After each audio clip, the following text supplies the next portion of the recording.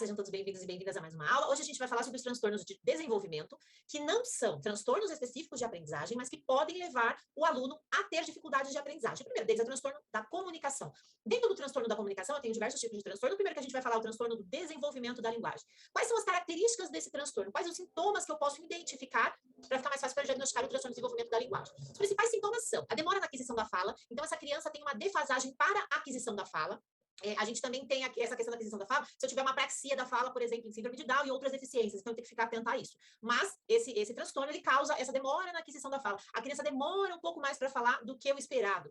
A criança não consegue formar frases, então eu tenho frases e a criança fala palavras soltas, ela não consegue concatenar essas ideias para que formem uma frase.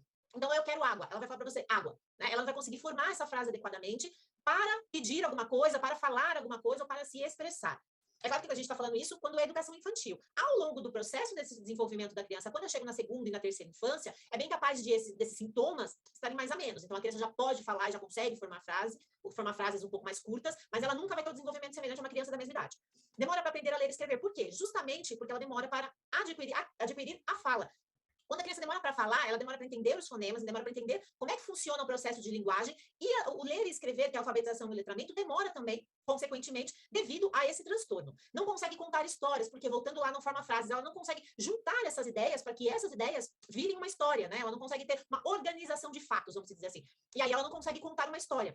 Dificuldade de compreensão, como ela tem problemas na leitura e na escrita, na alfabetização e no letramento, ela tem uma dificuldade de compreensão maior, semelhante um pouquinho à dislexia. Então, essa criança ela vai ter uma dificuldade para compreender aquilo que está escrito, ela pode ler várias vezes, mas ela não tem um letramento suficiente para entender a composição social daquele texto. Então, além de ela ter um desenvolvimento, um atraso da linguagem, essa linguagem, ela interfere diretamente no social dessa criança, né? Porque a linguagem a gente está falando de comunicação. E ela tem um vocabulário muito reduzido. Então, essas crianças elas tendem a falar cada vez menos, porque elas demoram para adquirir, então, essa fala. E como que eu posso desenvolver crianças que têm transtorno no desenvolvimento da linguagem? A gente apresentou aqui uma dificuldade de aprendizagem, então ela vai ter, a dificuldade de aprendizagem maior dela vai ser leitura e escrita e compreensão de texto, então ela vai ter uma dificuldade muito grande aí nessa parte. E aí, da mesma forma que eu trabalho com os alunos de dislexia, eu preciso trabalhar com esses alunos de desenvolvimento da linguagem, porque o processo de desenvolvimento é mais ou menos parecido. Então, o que eu posso fazer? Promover debates para que ela torne-se eloquente, consiga concatenar as suas ideias. Então, eu posso promover debates e para que ela possa desenvolver o pensamento lógico e o raciocínio crítico, tá? Conversar com a criança na mesma altura, por quê? Porque ela precisa fazer leitura labial. Ela precisa entender o que você está falando, ela precisa ver a presença dos fonemas. Então, sempre que eu for falar com uma criança, aliás, independente de se a criança tem ou não transtorno, tá? O ideal é que eu me abaixe e fale na altura da criança, porque isso é um sinal também de respeito. Então, eu respeito essa criança, eu falo na mesma altura dessa criança e eu consigo desenvolver um diálogo melhor com essa criança, tá? Pronuncie as palavras sem contração, então eu não vou falar tá, vou, não, é está, é vou. Então, as palavras eu preciso fazer essa sem contração, eu preciso dizer as palavras inteiras para que a criança perceba como essas palavras são faladas e ela consiga se desenvolver. Senão, ela não consegue se desenvolver, tá? Nessa praxia da fala, ela não consegue se desenvolver. Por quê? Porque ela precisa entender como é que forma esse fonema, tá? Conte histórias, então é muito importante que a gente conte histórias para essas crianças de diferentes formas possíveis, ou história em fantoche, ou eu vou fazer um teatro, ou eu vou contar uma história mesmo, com um livro, mostrando as páginas para essa criança, cantar músicas. A música é um instrumento muito importante no desenvolvimento da criança, principalmente em crianças que têm problema de comunicação, gagueira, ou transtorno de desenvolvimento da linguagem, ou transtorno de comunicação, porque a música consegue perpassar e transpassar essas dificuldades da criança. Incentivar argumentações. Para quê? Para ela criar essa estruturação na cabeça dela e conseguir dizer as coisas numa ordem que faça sentido, né? E que para ela desenvolver também o pensamento crítico. Como é que eu vou me argumentar? Eu quero água. Eu quero água por quê? Eu quero água porque eu estou com sede, né? Então, ela vai fazendo essas argumentações e ela vai entendendo esse processo, como é que funciona esse pensamento e a composição da linguagem em si. Um outro transtorno que a gente tem dentro do transtorno da comunicação, dentro do espectro do transtorno da comunicação, é o que a gente chama de transtorno da comunicação social, pragmática. O que seria isso? Quais as características desse transtorno da comunicação social pragmática? Desculpa. Os sintomas: dificuldade para compreender regras básicas de conversação. Essa criança, ela não sabe o tempo dela. Vamos dizer que, entre aspas, ela não tem empatia, ela não consegue se conectar com o outro e ela não consegue entender quando ela deve falar. Lembra quando a gente está numa conversa, um fala, o outro escuta, um fala, o outro escuta. Seria o ideal, né? Às vezes não acontece isso, mas o ideal que é um fala, outro escuta, um fala, outro escuta.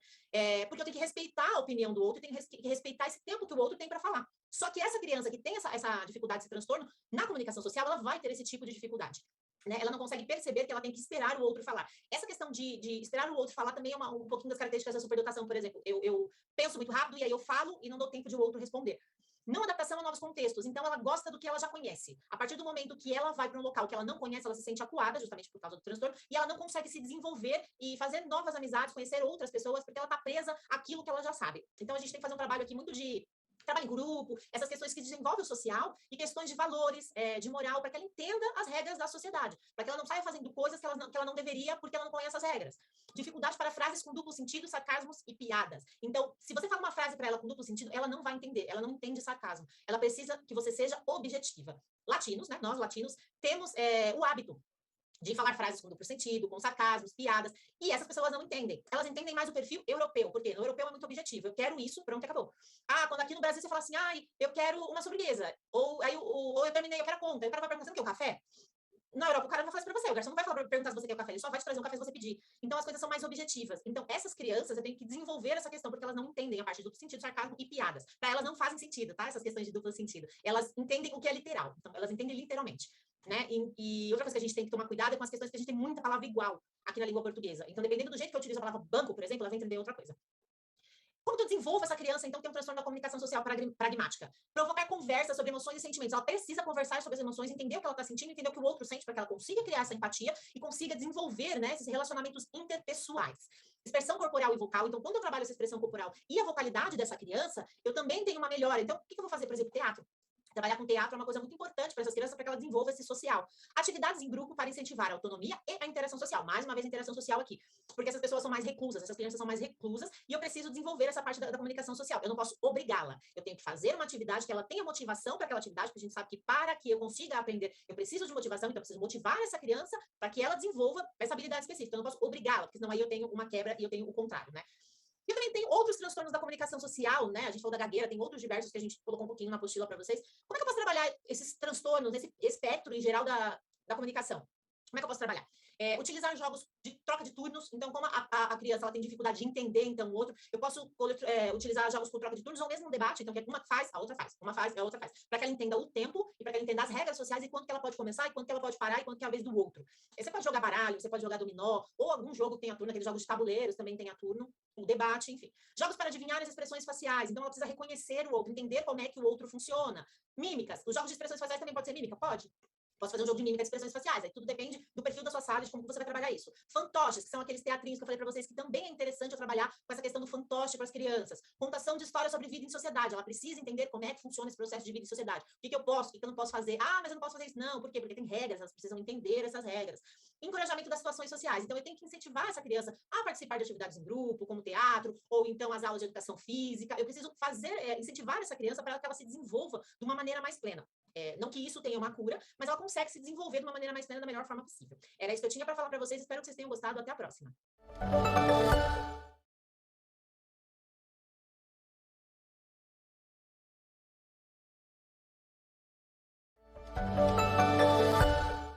Olá, sejam todos bem-vindos e bem-vindas a essa aula. A gente vai continuar falando dos transtornos do neurodesenvolvimento, mas a gente vai falar do transtorno do espectro autista. Antes, quando a gente, na lei que previa necessidades educativas, alunos com necessidades educativas especiais, o que acontece?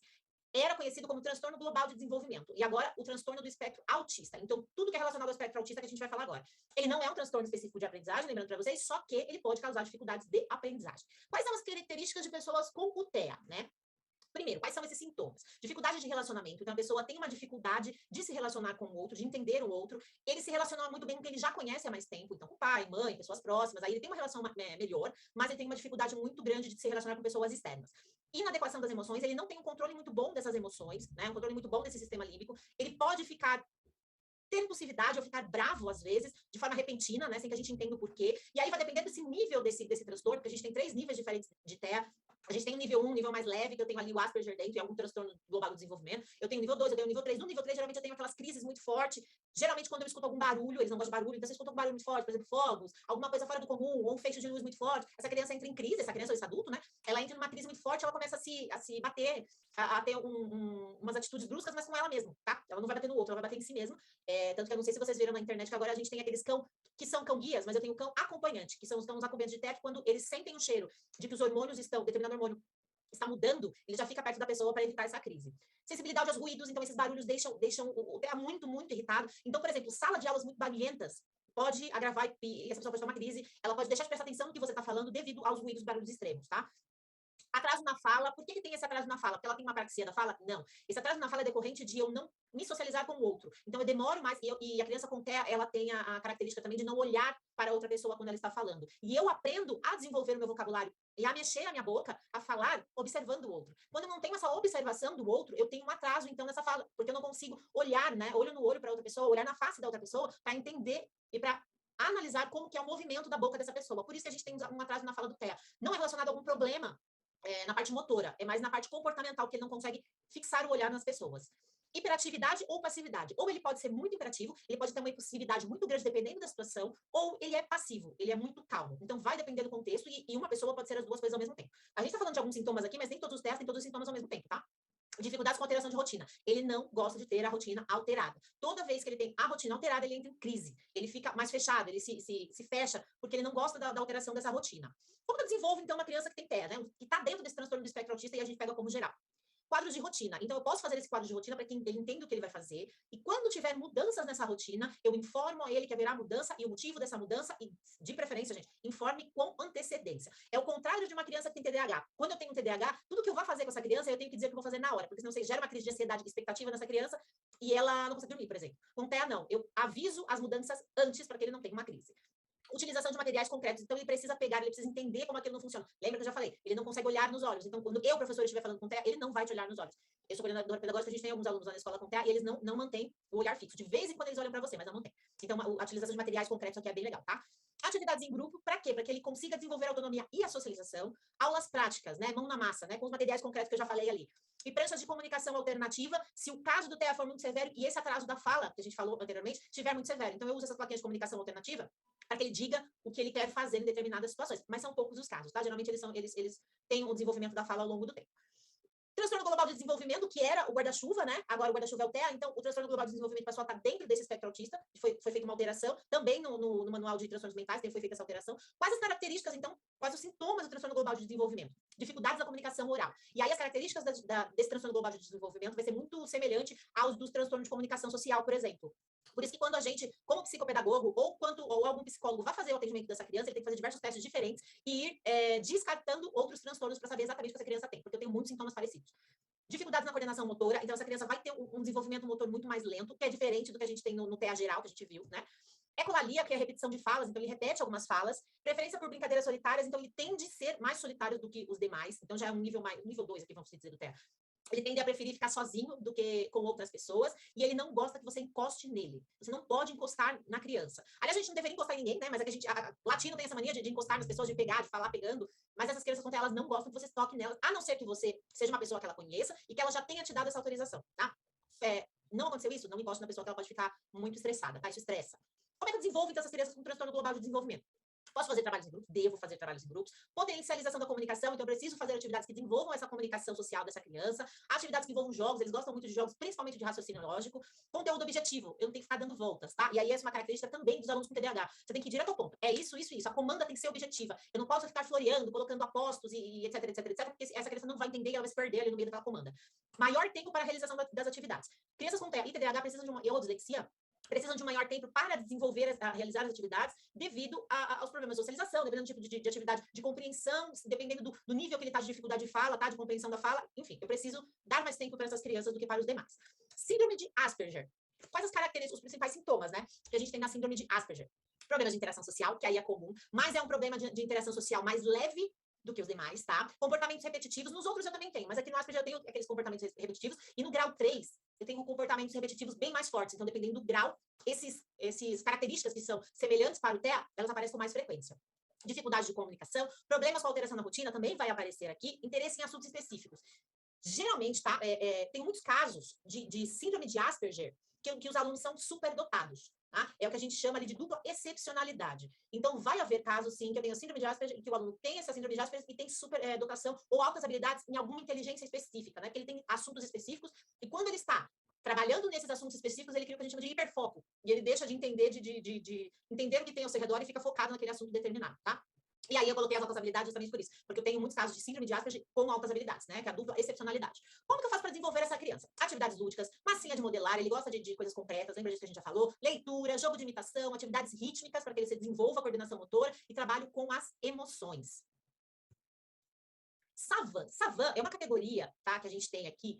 necessariamente ela vai entrar em TEA, mas a gente tem algumas características muito parecidas com TEA. O que acontece com o Savan? Savan são altas habilidades específicas, então ele tem alguma alta habilidade muito, muito alta mesmo, né? Que foge à regra, mas ele tem uma deficiência, um transtorno. Geralmente é deficiência intelectual. Não sei se vocês já assistiram o filme Rayman, mas é justamente sobre isso. Né? E aí tem alguns exemplos. O Homem Biblioteca, Kim Peek, ele leu mais de 12 mil livros, né? Que é o Rayman. Ele tem deficiência intelectual.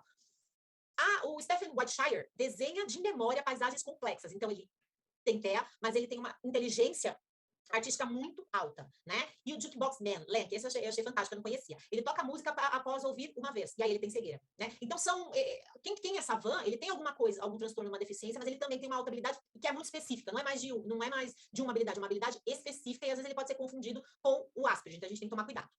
E aí, por último, a gente tem aí duas celebridades que têm TEA. O Anthony Hopkins descobriu há pouco tempo, né, que ele tem transtorno do espectro autista, e o Elon Musk, ele tem síndrome de Asperger. Era isso que eu tinha para falar para vocês, espero que vocês tenham gostado. Até a próxima.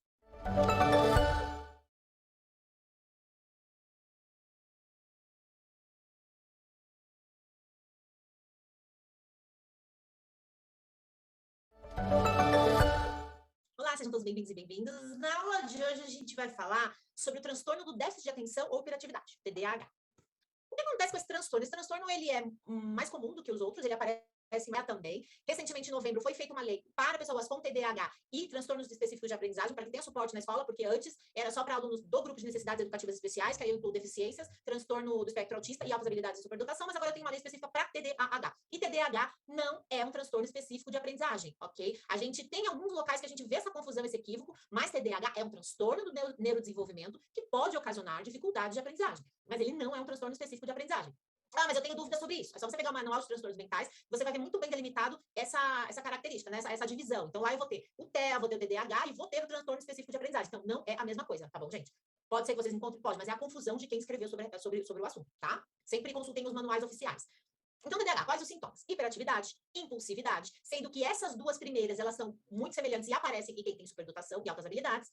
Desatenção, problemas de memória. Por que a gente tem, por que as pessoas com TDAH têm problemas de memória? Porque elas não prestam atenção. Então, quando elas não prestam atenção naquele conteúdo, naquilo que está sendo apresentado para ele, ela vai ter um déficit de memória. Por quê? Porque eu não consigo desenvolver esse conteúdo ao longo das memórias. Então, ele vai ficar ali na minha memória sensorial, né? E mais ou menos na minha memória de curto prazo, mas naquela memória que é assim, tipo, de segundos. Eu não consigo absorver esse conteúdo para que isso passe para a memória de trabalho e depois desenvolva e chega até a memória de longo prazo. Eu não tenho esse processamento da informação adequado porque eu tenho problema aqui na minha atenção. Não presto atenção e não foco em alguns assuntos, eu vou falar disso mais pra frente. Não assumem rotina, TDAH não conseguem assumir rotina, porque ele se dispersa. Então, o ideal é que eu crie um quadro de rotinas para essa criança, para que ela consiga se desenvolver. Aquela tábua de horários da escola, para ele, é horrível. Ele olha para aquilo e ele se sente acuado. Mas a gente tem que fazer ele entender que ele tem que seguir algumas regras, alguns horários. Então, eu preciso impor isso para ele, né? Quando eu, quanto professor, eu, quanto pai, para que ele consiga se organizar. Ele não tem organização. Ele vive meio que no caos. Tem uma ansiedade muito grande. Quando a gente fala de TDAH, eu tenho, por exemplo, um passeio, vou levar meu filho para um passeio no zoológico. Nem pense em contar para o seu filho que você vai levar ele para um passeio para o zoológico. Conte no dia, né? Ou quando você chegar lá, ou no caminho, estamos indo para o zoológico. Se eu conto para essa criança, por exemplo, uma semana antes que eu vou para o zoológico, ele começa a pensar somente no zoológico e esquece tudo que ele tem que fazer. Por quê? Porque o zoológico virou o foco dele. E é isso que ele tem, mesmo que seja daqui a 5 dias. Então, ele tem uma crise de ansiedade, porque essa ansiedade é muito grande, e ele começa a pensar só nisso. E aí ele tem insônia, enfim, vários outros reflexos relacionados à ansiedade, dificuldade para comer, e aí ele começa a não prestar atenção nas coisas, tipo, como se fosse uma pessoa desastrada, bater de cara com a parede, essas coisas, porque ele perde o foco. Ele vai pensar só no zoológico que ele quer. Então, pais e professores de crianças com TDAH, deixe para falar na hora, a não ser que seja uma prova. Se é uma prova, eu crio um quadro de rotina e digo, determinada data, tem uma prova. Agora, quando são coisas que são esporádicas, deixe para falar no dia, tá? Dificuldades com regras e limites. Por isso que a gente tem que impor essas regras e limites, porque ele não tem muita noção. E aí ele vai infringir regras, tá? Problemas de comportamento. Sim, ele vai ter problemas de comportamento devido à ansiedade, devido à impulsividade. E a hiperatividade, tem que você parar, ficar quieto, tá? Então, algumas dessas, lembrando mais uma vez que algumas dessas características também são semelhantes na superdotação. Atividades em salas, o que eu posso fazer para essa criança desenvolver em sala de aula sem um TDAH?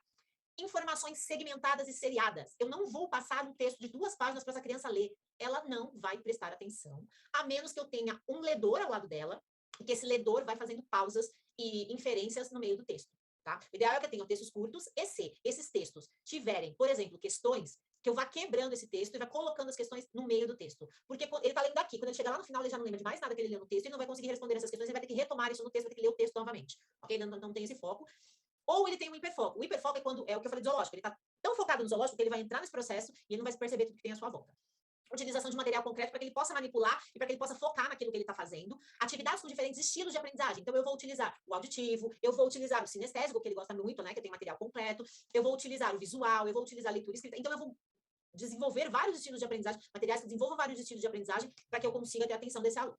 Recursos visuais chamativos. O que seria isso? Seria chamativo mesmo. Quando eu tenho imagens, coisas lúdicas, isso traz ele para dentro da imagem. O que eu devo evitar? Textos longos, justificados, e que não tenham diferenciação ali de cor. Sabe aqueles textos chapados que a gente tem muito em livro? Ele não consegue ler, tá? Manter na lousa apenas as informações importantes, não adianta você encher a lousa de informação, porque vai chegar uma hora que ele não vai saber o que ele está fazendo, o que ele está copiando, o que ele precisa fazer. Então, a gente tem que tomar esse cuidado. Trabalhar com mapas mentais e resumos. TDAH é importantíssimo trabalhar com mapas mentais e resumos sintéticos para que ele pegue os pontos principais e entenda aquele conteúdo que você está passando para ele. Isso é importantíssimo, tá? E maior tempo de resolução das atividades. Dependendo, se eu for fazer uma prova, aconselho que você tenha um ledor ao lado dessa criança, da mesma forma que eu teria para um disléxico. Eu tenho um ledor ao lado dessa criança, ou um escriba se precisar. Não é tanto, um escriba não vai ter tanta necessidade aqui, porque o aluno ele sabe escrever, ele não tem déficit cognitivo, só que ele se dispersa. Então, o ideal é que esse ledor, após o que essa criança escrever, ele leia, porque o disléxico, a pessoa que tem TDAH, ela pode pular palavras na hora que ela está escrevendo, porque o raciocínio está tão acelerado que na hora que ela vai escrever, ela pula algumas palavras. Então, é ideal que esse ledor esteja acompanhando ela e leia as respostas dela para verificar se aquilo faz sentido, né? Porque devido ao processamento rápido do cérebro. Aqui a gente tem duas celebridades, né? Que tem TDAH, a gente tem muito mais. A gente tem o Fiuk, que falou sobre esse TDAH durante o programa que ele participou do BBB. Muito comum, em pessoas que têm TDAH, devido a esse excesso de ansiedade, eu tenho algum tipo de adicção. No caso do Fiuk, era o cigarro, que ele fumava um atrás do outro. Por quê? Porque essa adicção deixa a pessoa mais calma, de uma certa forma, né? Se ela não estiver tomando os remédios adequados, a pessoa fica mais calma com a adicção. Pode ser cigarro, no caso dele foi cigarro, pode ser bebida, enfim. O Justin, eu não faço ideia do que ele tem adicção, pode ser trabalho, que ele trabalha muito. Mas esses dois, então, são exemplos de pessoas que têm TDAH. Tem muito mais, né? Mas eu trouxe só dois exemplos aqui para vocês. E aí, coisas que a gente precisa entender, que é fechamento lá, então, a diferença entre TDAH e TEA. Eles são mais ou menos que contrários, vamos dizer assim, de forma leiga, são mais ou menos que características contrárias de um para o outro. Por exemplo, TDAH é impossível.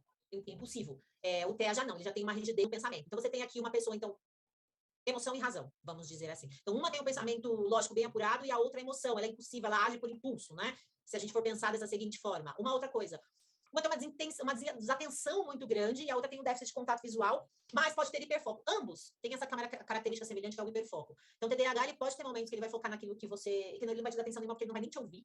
O TEA também tem essa característica e a superdotação também tem essa característica de hiperfoco. A gente focar, porque eu sou superdotada, então a gente foca às vezes em determinadas situações e a gente esquece do mundo ao redor. Isso é muito comum, aparece muito no TEA, mas o TDAH tem. Só que esse foco não é aquele foco fechado do TDAH. Ele só pensa naquela determinada situação, mas ele não fica fechado ali naquele mundinho dele, tá? Dificuldade de concentração e alta capacidade de concentração, né? Então, eu tenho essa alta capacidade de concentração no TEA e dificuldade no TDAH. Lembrando que é por isso que barulhos incomodam uma pessoa que tem TEA, porque afeta a concentração dela, ela fica irritada com aqueles barulhos externos. O TDAH ele tem dificuldade para concluir as tarefas. Ele faz várias coisas ao mesmo tempo, mas faz várias coisas ao mesmo tempo pela metade. Ele não consegue concluir uma tarefa. Por isso que o professor tem que ficar em cima, os responsáveis têm que ficar em cima dele para que ele conclua aquela tarefa. E o TEA, ele conclui tarefas que lhe interessam. Né? Não é que ele tem dificuldade de concluir a tarefa. Ele conclui aquilo que ele acha que é importante para ele. Então, ele é seletivo. Né? Essa que é a diferença. Ele tem uma seleção aí. E aí, por fim, eu tenho que o TDAH, ele é muito expansivo, ele vai ser muito comunicativo, ele vai atrapalhar a sua aula, porque ele não vai parar de falar um minuto. Do contrário, eu tenho o TEA, que ele é mais introspectivo, e que você pode nem perceber que ele está dentro da sala de aula, a menos que ele tenha uma crise. E aí, você, como professor, tem que tomar muito cuidado com isso, porque você pode, se eu tenho dois casos na mesma sala, você pode dar mais atenção para um e menos para outro, né? Então, eu tenho que balancear a atenção entre esses dois. Era isso que eu tinha para falar para vocês, espero que vocês tenham gostado. Obrigada.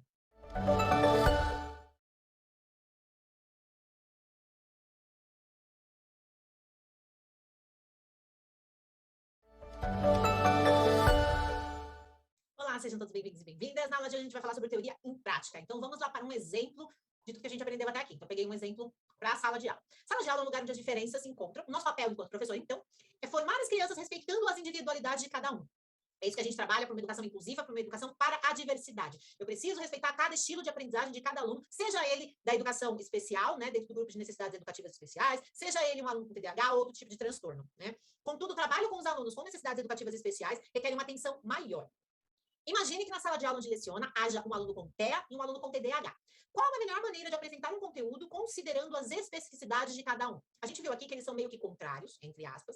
Então, como é que a gente consegue trabalhar ao mesmo tempo com alunos com TEA e alunos com TDAH? E o que a gente tem que lembrar? Eu tenho alunos com comorbidade. O que seria isso? Alunos que, ao mesmo tempo, têm TEA e TDAH. Sim, isso existe, gente. Aí, a complicação é maior ainda, porque, ora, ele vai ter crises de ansiedade, ora ele vai ter crises por causa de um barulho. Então, as características que eu tenho de TEA e TDAH, na comorbidade desses dois transtornos, elas podem se enfatizar. Geralmente, pessoas que têm as duas ao mesmo tempo, a impulsividade dela é muito alta, né? Porque eu tenho a hiperatividade, né? A questão da hiperatividade do TDAH, mas eu tenho a questão da impulsividade também ali do TEA. Então, a impulsividade ela vai estar bem alta. Então, eu tenho que tomar muito cuidado com essa criança e como que eu trabalho com ela dentro de sala de aula. O que eu tenho que ter em mente, eu, quanto professor de sala de aula? Ah, eu preciso ser especialista em todas as transtornos que existem. Não, gente, porque isso vai ser impossível. Eu sou psicopedagoga, fiz neuropsicopedagogia também. Não tem como a gente dar conta de tudo. Só o manual de transtornos mentais tem 900 páginas. É impossível a gente, quanto professor, conseguir dar conta de tudo. O que a gente tem que pegar são as características que mais aparecem desses alunos, os estilos de aprendizagem que eu mais tenho dentro da sala de aula e dar conta de trabalhar o meu conteúdo para que atenda todos esses estilos de aprendizagem. Porque eu tenho que atender a sala como um todo. E não somente focar nos alunos que têm algum tipo de transtorno. A educação inclusiva, eu incluo todos. A educação para a diversidade, isso que eu tenho que ter em mente, tá? Então, tenha em mente que ao desenvolver um plano de aula, não devemos focar nas dificuldades do aluno. Foi o que eu falei para vocês. A gente não foca no que ele não sabe. A gente foca no que ele é bom, né? Para que eu consiga desenvolver esse aluno dentro de sala de aula. Né? Foca nas metodologias. Então, quais as metodologias eu posso mudar e quais as metodologias eu posso utilizar para atender esses alunos? O que a gente tem que lembrar aqui é que a gente não está mais naquela aula tradicional. A aula tradicional não funciona. Não tem como eu manter 40 alunos quietos dentro de sala de aula. Isso não é o perfil do aluno. Até alunos que não têm TDAH têm uma hiperatividade muito maior, em decorrência da questão do uso de telas, né? Porque deixa a gente com uma hiperatividade muito maior. Se vocês repararem e prestarem atenção, a gente mesmo, com o tempo e a utilização muito de celular, a gente deixa de focar em algumas coisas. Estamos lendo cada vez textos menores, a gente não tem mais paciência para ler textos muito longos. A maior parte das vezes, textos que são justificados a gente não consegue ler, por isso que os textos da internet eles já são parágrafos curtos, alinhados à esquerda, para que a leitura flua de uma forma melhor e que eu consiga ler isso mais rápido, captando as palavras-chave ali desse texto. Então, todo esse cuidado que a gente tem na hora de desenvolver um site, por exemplo, a gente tem que trazer para dentro da sala de aula, na hora que eu vou desenvolver o conteúdo para essas crianças. Ah, mas eu vou ficar desenvolvendo material diferente. Gente, aprendam a ler o manual do professor do livro que vocês têm. Todo livro didático tem lá, manual do professor. O manual do professor é riquíssimo e tem diversos tipos de atividades que eles indicam, fora aquilo que está ali naquele conteúdo. Então, eu não tenho que agarrar naquele meu livro, né, didático e ficar naquilo lá o tempo inteiro. Não, tem um professor que eu já vi que gente, tem um livro didático, a pessoa passa o texto na lousa de novo. Qual é a lógica disso? Então, a gente tem que sair fora da casinha mesmo e pensar em metodologias ativas, em coisas que façam esse aluno participar mesmo da aula, tá? Seja ele do TEA, o aluno do TDAH, o aluno com alta habilidade de suportação, qualquer aluno. É isso que eu tenho que entender. Eu tenho que trabalhar para aquilo que o aluno é bom e para os estilos de aprendizagem que eu tenho. E não ficar me preocupando com as dificuldades que cada aluno tem e focar somente nas dificuldades, ok? Eu tenho que expandir esse meu horizonte e as minhas metodologias dentro de sala de aula. Quando focamos em criar materiais que contenham recurso de aprendizagem diversificado, dependendo do estilo, auditivo, visual, sinestésico, a gente atende um maior número de alunos. Ah, mas eu vou pegar um conteúdo e esse conteúdo vai ter que ter auditivo, visual, sinestésico? Não, gente. A gente tem uma aula, a gente divide esse conteúdo específico em várias partes. Então, eu posso ter uma parte com visual, uma parte com auditivo, uma parte com sinestésico? Posso, porque eu atendo todo mundo e todo mundo consegue entender aquele conteúdo que eu estou passando. Principalmente professores de exatas, atentem-se a isso. Não adianta eu ficar colocando uma lista de exercícios com 30 exercícios para a criança resolver e quem tem TDAH vai ficar 1 minuto só parado para conseguir resolver o restante. Eu tenho que tomar cuidado com isso. Outra dica é esquematizar materiais por níveis de dificuldade, onde você distribui a atividade de acordo com o perfil do aluno ou do grupo. O que seriam esses níveis de dificuldade? Eu vou pegar isso de uma estrutura que eu tenho da superdotação e que eu trabalho essas atividades por níveis. Então, por exemplo, se eu tenho um conteúdo de ciências do 7º ano que eu estou trabalhando com essas crianças e por algum motivo eu entendo que meus alunos precisam de um conteúdo mais fácil, eu pego um conteúdo do 6º ano que seja uma continuação. A espiral, eu vou trabalhar em espiral, mas dentro do mesmo conteúdo. Então, eu parto do mais fácil para o mais difícil. Então, eu sempre vou, dependendo de acordo com o nível da minha sala, tá? Então, eu tenho que ter essa noção. Se eu aplicar o mais difícil direto para minha sala, eles não vão conseguir resolver e vão ficar frustrados. Então, ou eu aplico o médio, né, o conteúdo médio, ou eu aplico o mais fácil. Se eu tenho alunos com superdotação na sala, eu vou dar para aquele aluno com superdotação o nível mais difícil. Se eu tenho alunos com TEA, com síndrome de Asperger, eu vou dar o conteúdo mais difícil. E assim sucessivamente. E para quem tem TDAH, o mais fácil, para quem não se disperse. É isso que eu tenho que ter noção na hora que eu estou desenvolvendo um planejamento dentro de sala de aula. Como que eu posso trabalhar, tá? As diversas metodologias. Então, em relação às características comportamentais, analise a sala como um todo e verifique como os alunos podem se ajudar. Trabalho em grupo é essencial. Você é professor mediador e não detentor de conhecimento. Quando eu trabalho com esse desenvolvimento de autonomia do aluno, ele retém mais o conteúdo. Então, um exemplo, o aluno com TDAH pode perfeitamente desenvolver características de socialização e outro com TEA. Não pode? Sim, porque são características opostas. Então, um pode ajudar muito o outro, ok? E o aluno com TEA desenvolver habilidade de concentração, um aluno com TDAH. Então, eu posso trabalhar, colocar os dois juntos para fazer esse trabalho, para que eles consigam se desenvolver os dois. E eu não ficar me preocupando tanto em cima dos dois trabalhando. Posso dar autonomia para esses alunos, ok? Aqui eu tenho um exemplo de enunciado, né? O barroco representou um novo padrão estético para a produção artística do Ocidente no século XVII, fortemente influenciado pela religiosidade. Entretanto, o barroco tinha também um conteúdo de interesse político que o inseria em um conflito característico da Idade Moderna. Vocês repararam aí que coloquei de duas cores. Por quê? Porque a pergunta continua. Explique sucintamente qual era este conflito e como o barroco era utilizado nesse contexto. Eu tenho duas perguntas, sendo que a primeira pergunta faz parte do segundo trecho e a segunda pergunta faz parte do primeiro trecho. Alunos com TDAH jamais, em hipótese alguma, vai lembrar a resposta dessa pergunta da segunda pergunta. Ele vai ter que retomar esse texto. O ideal é que separe isso. Não, qual foi a forma que eu rearranjei? Então, o primeiro texto se referia à segunda pergunta. Então, eu já ponho direto. O barroco representa um novo padrão estético para a produção artística do Ocidente no século XVII, fortemente influenciado pela religiosidade. Como o barroco era utilizado nesse contexto? Nesse contexto qual? Da religiosidade. Então, fica mais fácil para quê? Aliás, fica mais fácil para qualquer aluno, né? Mas fica mais fácil para um aluno que tem TDAH de entender esse problema específico, se ele for separado dessa forma, e não de eu dar para ele um conteúdo, né, igual estava na outra parte. E aí, a segunda parte, tanto o barroco tinha também um conteúdo de interesse político, que inseria um conflito característico da Idade Moderna. Explique sucintamente qual é esse conflito. Pronto. Eu dividi a mesma questão em duas partes e facilitei o desenvolvimento para esse aluno específico, porque eu sei que ele tem um problema de ansiedade e de foco, ele não vai focar. Quando eu faço dessa forma, ele consegue compreender melhor. Isso serve tanto para alunos com TDAH ou para um aluno, por exemplo, que tem deficiência intelectual. Isso facilita o processo de aquisição da informação dele e da compreensão textual. Era isso que eu tinha para falar para vocês nessa parte. Espero que vocês tenham gostado. Obrigada.